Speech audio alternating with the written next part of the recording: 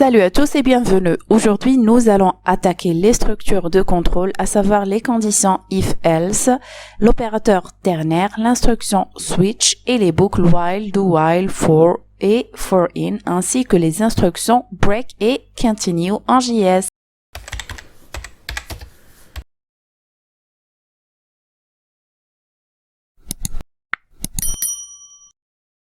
La condition if est l'une des conditions les plus utilisées. Elle permet d'exécuter un bloc de code si et seulement si le résultat d'un test vaut true. Si le résultat vaut false, à ce moment-là, on fait appel à l'instruction else. On passera maintenant à un exemple. On va tester sur la valeur de A. Si elle est supérieure strictement à 5, à ce moment-là, on va l'afficher sur notre navigateur. Sinon, on affichera une alerte disant que le nombre est inférieur ou égal à 5. On actualise notre navigateur, on aura bien sûr notre alerte, puisque la valeur de A est égale à 5. Maintenant, on essaiera d'ajouter l'égalité à 5 sur notre condition.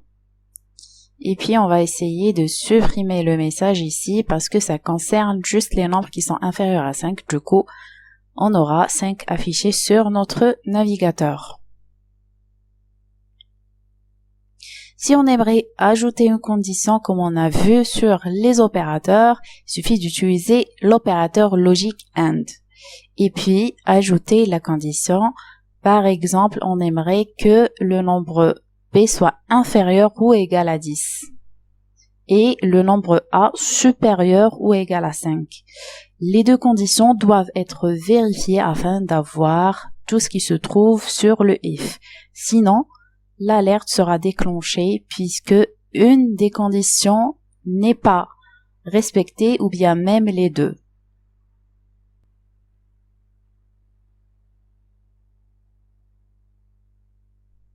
Vous voyez que le résultat est à false puisque la valeur de B n'est pas respectée, elle est supérieure strictement à 10.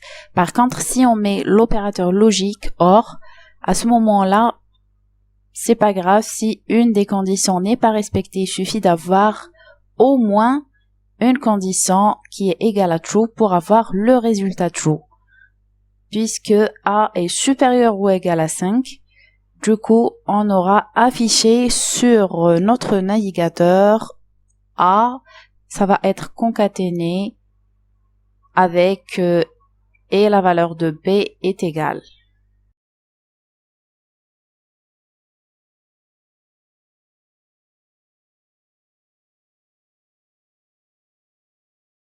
Maintenant, on va faire la condition sur A. On met if A. Cela veut dire que A doit être une valeur qui est non nulle. Du coup, si on essaiera par exemple de ne pas initialiser notre variable A, histoire de vérifier, donc ici ça va donner l'alerte puisque A, elle n'est pas égale à true. Ça va être le même résultat si par exemple on met A égale à 0. Donc A, c'est l'équivalent de A false, du coup ça renvoie l'alerte. C'est pareil si on met une chaîne vide, donc toujours on aura l'alerte. Et si par exemple on met le booléen false.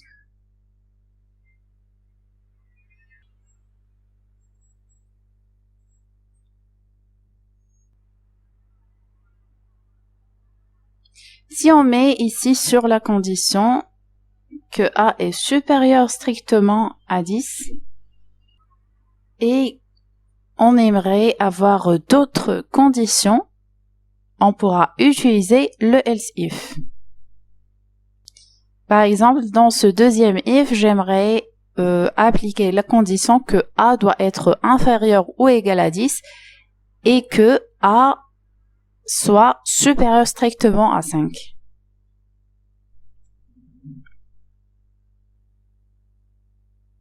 On pourra mettre un signe vers la fin qui sera bien le note des deux conditions et du coup on va mettre le message que A est inférieur strictement à 5. Puisque A est égal à 5, ça va nous renvoyer l'alerte que A est entre 5 et 10. Si on met une valeur de 3, ça va renvoyer l'alerte que A est inférieur strictement à 5.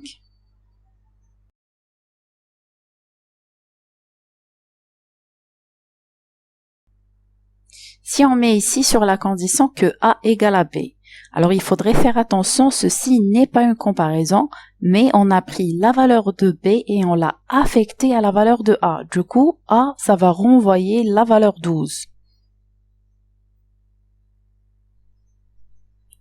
Si on aimerait par contre faire une comparaison entre A et B, comme on a vu précédemment, il suffit de mettre soit un double égal, soit un triple égal si on aimerait comparer même les types de nos variables.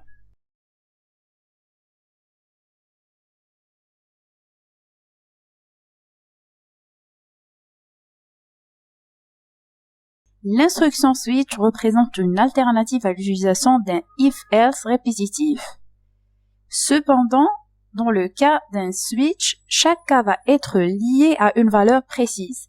En effet, l'instruction switch ne supporte pas l'utilisation des opérateurs de supériorité ou d'infériorité. Et maintenant, on aimerait traduire ces lignes de code en une instruction switch. Ce n'est pas possible puisque les conditions qui contiennent les opérations d'infériorité et de supériorité alors ne sont pas acceptées en utilisant l'instruction switch. Du coup, on va essayer de faire un exemple ici en donnant à notre variable A des valeurs précises afin d'avoir les résultats.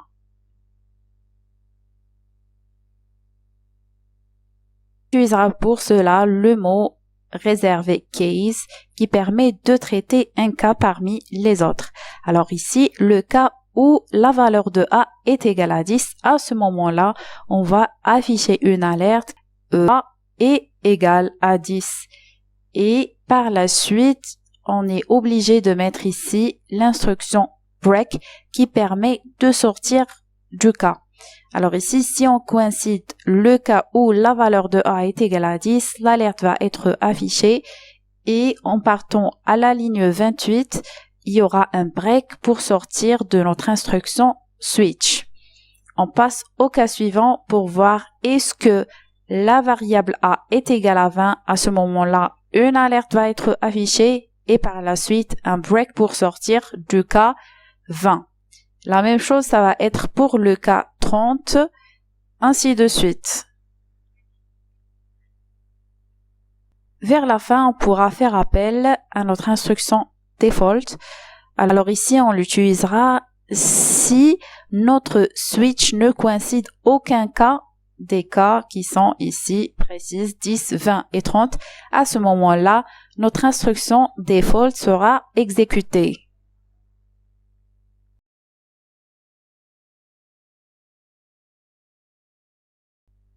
Supposons maintenant que notre variable aura la valeur 20, du coup, l'alerte sera affichée A et 20. Que A est égal à 2, dans ce cas-là, ça ne coïncide aucun des cas, du coup, ce qui se trouve sur default va être affiché.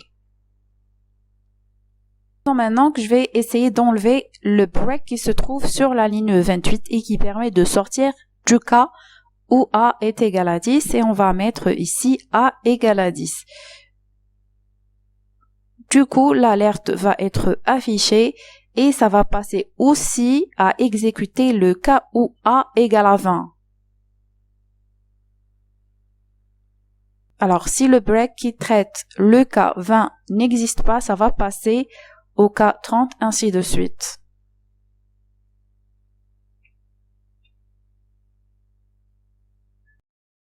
Afin d'écrire nos conditions avec une autre façon, on utilise pour cela les structures conditionnelles ternaires. Ça permet d'utiliser une syntaxe un peu condensée, mais qui permet d'avoir toutes les conditions sur une seule ligne et accélérer ainsi la vitesse d'exécution de notre code.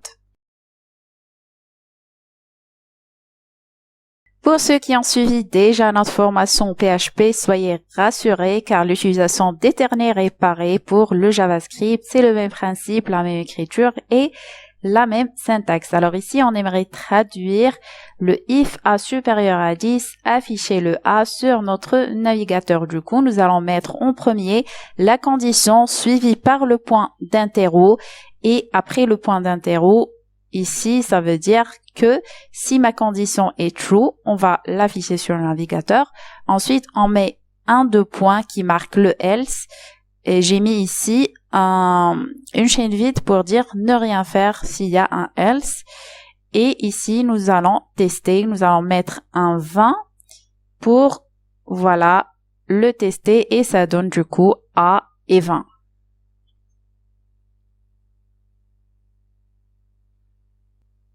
Alors ici, si A est inférieur à 10, à ce moment-là, rien ne va être affiché.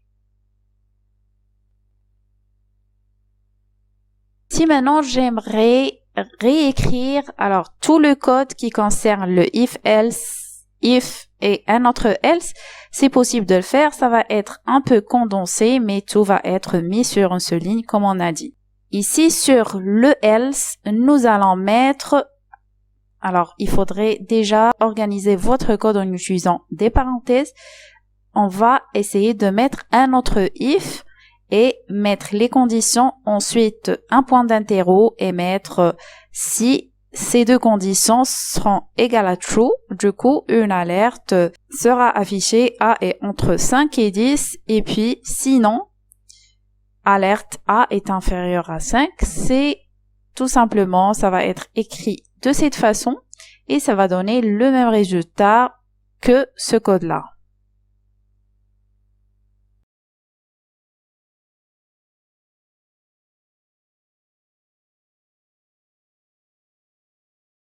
Si A égale à 2, ça va afficher que A est inférieur à 5.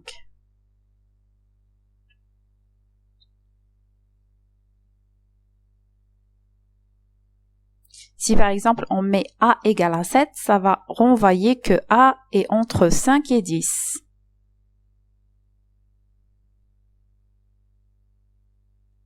Et maintenant que A est égal à 60, ça va afficher sur le navigateur A et 60.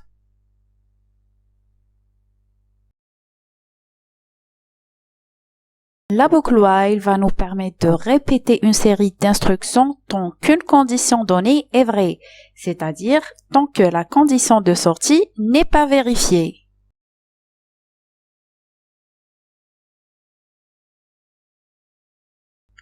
Là maintenant, j'ai initialisé ma variable A à 10 et j'aimerais créer une boucle avec la condition que A soit supérieur strictement à 5. C'est-à-dire que tant que cette condition est vérifiée, on est à l'intérieur de la boucle. Une fois que cette condition ne sera pas vérifiée, on sera sorti de la boucle while.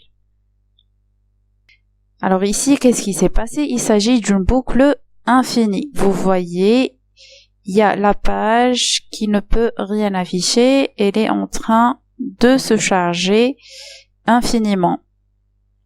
Et c'est dû au fait que ici, j'ai pas mis de condition de sortie sur ma boucle. Donc 10 est toujours supérieur à 5, je resterai à l'intérieur de la boucle et puisqu'on n'a pas spécifié ici de condition de sortie, à ce moment-là, la boucle serait une boucle infinie. Alors si je mets sur la ligne 29 A moins, c'est-à-dire que à chaque fois que j'affiche la valeur de A, par la suite, je décrémente ma valeur de A par 1. Je vais essayer d'écrire ici en commentaire ce qui va se passer sur ma boucle while et une fois qu'on passera d'une itération à une autre. Alors, la première itération, ça va m'afficher la valeur 10 sur mon navigateur et par la suite, ça va décrémenter vers 9. La deuxième itération va afficher la valeur 9 et va décrémenter vers la valeur 8.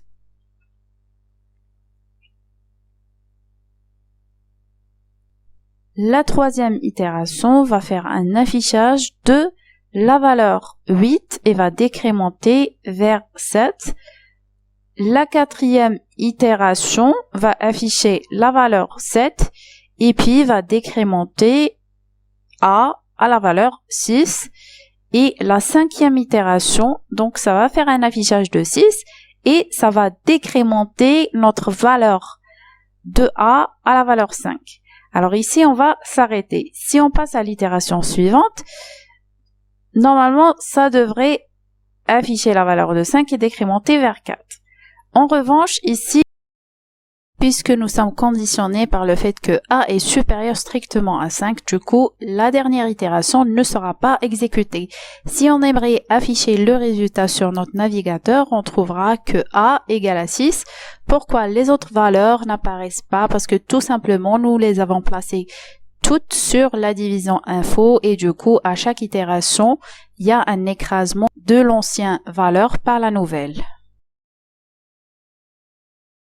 Pour pouvoir afficher toutes les valeurs, il suffit d'ajouter notre opérateur d'affectation combinée plus égal afin d'avoir une mise à jour sur notre division info sans avoir à écraser les anciennes valeurs par les nouvelles. Si on actualise, vous pouvez voir toutes les valeurs de A. Maintenant, si on aimerait marquer un saut de ligne entre les valeurs, il suffit d'ajouter la balise BR. Donc, à la place de point, vous mettez un plus parce que à chaque fois, là, ça me fait penser au PHP. Donc, un plus ici en JS. Et puis, si on actualise, vous pouvez voir les valeurs avec un saut de ligne.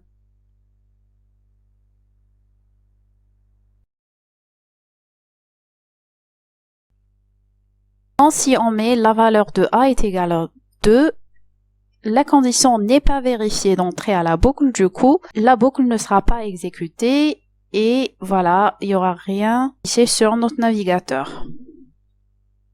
Maintenant, si je mets while A, alors comme on a vu précédemment, cette expression veut dire que c'est true.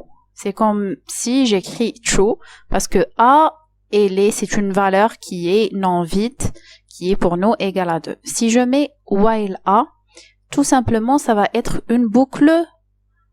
Pour le moment, elle ne sera pas infinie parce que si on met une décrémentation, une fois que A aura la valeur 0, du coup, on va s'arrêter et sortir de la boucle parce que A sera équivalente à false.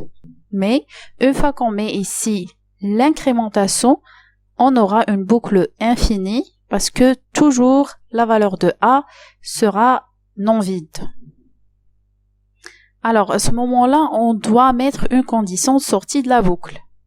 Du coup, on va essayer d'ajouter une condition sur A. Par exemple, si on aimerait ici mettre la condition que si A égale à 6, du coup, on va essayer de sortir de la boucle. Ça sera à travers l'instruction break. Break permet de mettre fin à la boucle.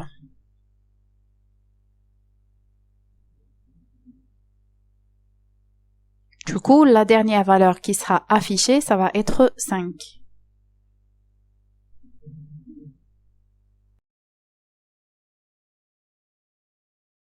La boucle do while est relativement semblable à la boucle while. À la différence de la boucle while, on effectuera toujours un passage dans une boucle do while, même si la condition de sortie n'est jamais vérifiée. Et donc, le code de la boucle sera toujours exécuté au moins une fois. Voyons maintenant un exemple. Alors, comme vous pouvez voir, l'ensemble des instructions se font à l'intérieur de do et entre les parenthèses de while, on met la condition à respecter. Alors, ici, nous avons mis la condition que while A, c'est-à-dire que A est toujours égal à true, donc une valeur qui est non vide. Et ici, on a mis sur l'affichage sur notre division. Si on met par exemple ici A est égal à nul ou false ou 0 ainsi de suite, c'est-à-dire que notre variable A est à false, normalement, si on était avec la boucle while déjà, sur la porte, c'est interdit d'entrer parce que la condition n'est pas vérifiée. Par contre, ici, do while, malgré que la condition n'est pas vérifiée, on va faire au moins une seule itération et ça va du coup afficher A est nul.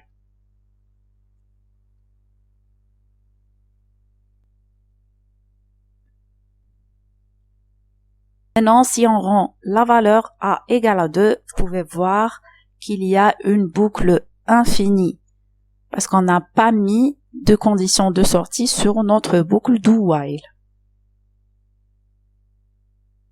Si on va copier ce qu'on avait fait sur la boucle while ici, sur notre boucle do while, donc ça va tout simplement afficher le même rendu de la boucle while.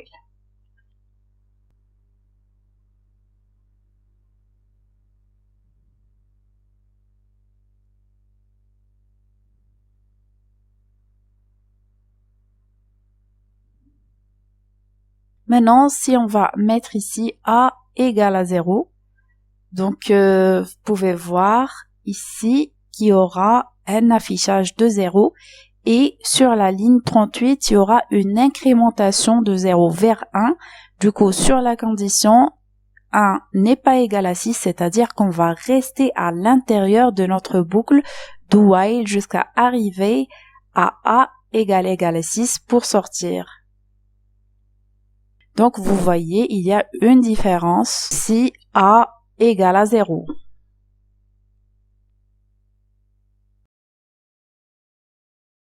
Dans sa structure, la boucle for est différente des boucles while et do while puisqu'on va initialiser notre variable à l'intérieur de la boucle. Cette boucle utilise une syntaxe relativement condensée et puissante, ce qui en fait la boucle la plus utilisée en JS.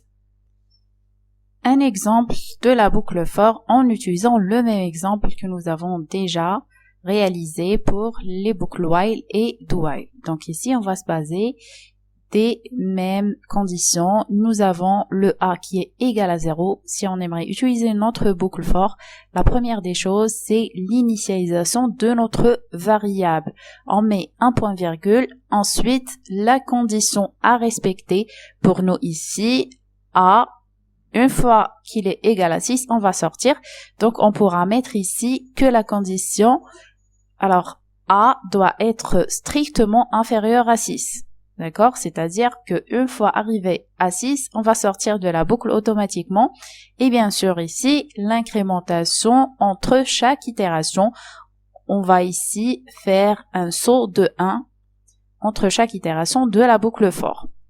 Donc, on va mettre ici cette ligne afin de pouvoir afficher notre variable A à l'intérieur de notre division info. Alors, si on actualise, on trouve le même résultat comme on a fait pour notre boucle do while.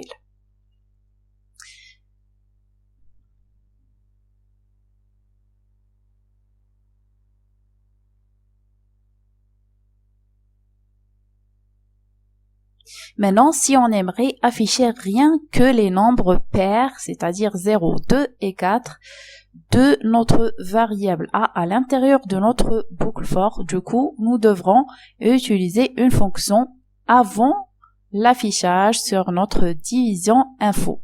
Donc ici, la condition se portera sur notre variable A. Le reste de la division de A sur 2 devrait être différent de 0. Alors, ça se dit pour les nombres qui sont impairs. Si le nombre est impair, c'est-à-dire que le reste de la division de ce nombre sur 2 devrait égal à 0. D'accord? C'est ça le modulo que nous avons déjà expliqué. Donc ici, pour pouvoir sauter à chaque fois qu'on coïncide avec un nombre pair, on utilise l'instruction continue. Cette instruction permet alors de se rendre vers la boucle for et puis de faire une seconde incrémentation. Si par exemple dans le cas où A est égal à 0, donc la condition if n'est pas respectée parce que le reste de la division de 0 sur 2 c'est 0 et du coup l'affichage de 0 sera mis sur la division info. Alors après on va faire une incrémentation de 1 et nous aurons la variable a est égale à 1 et 1 est toujours inférieur strictement à 6. Du coup, la condition if est respectée parce que la division de 1 sur 2, le reste n'est pas égal à 0 et du coup, on va continuer la boucle for et puis passer à une nouvelle itération vers la valeur 2 et puisque 2 alors modulo 2 égale à 0, c'est-à-dire la condition n'est pas respectée et on passera à afficher le 2 et ainsi de suite. Donc c'est ça le principe de base afin de pouvoir afficher rien que les nombres pairs de notre boucle for. Si on aimerait afficher rien que les nombres impairs, il faudrait donc changer la condition if et mettre 1 égale à 0, c'est-à-dire à chaque fois qu'on coïncide un nombre pair, on va sauter pour une nouvelle itération. Il existe d'autres boucles for in, for off, for await off qui vont être utilisées afin de parcourir les objets, ce qu'on va étudier un peu plus tard. Pour m'encourager davantage à créer du contenu, n'oubliez pas de vous abonner à la chaîne, d'activer la cloche et de partager le contenu avec vos amis. Je vous dis à très bientôt.